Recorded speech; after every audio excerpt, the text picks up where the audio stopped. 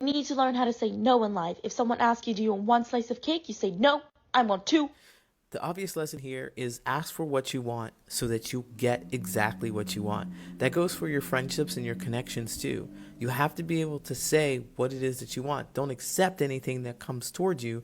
And to say what it is that you want, you have to know what it is that you want. Do you know yourself? Do you know your wants, your needs, your desires, how you want people to treat you? Can you articulate it in a way that helps them understand exactly what they need to do in a specific situation with you?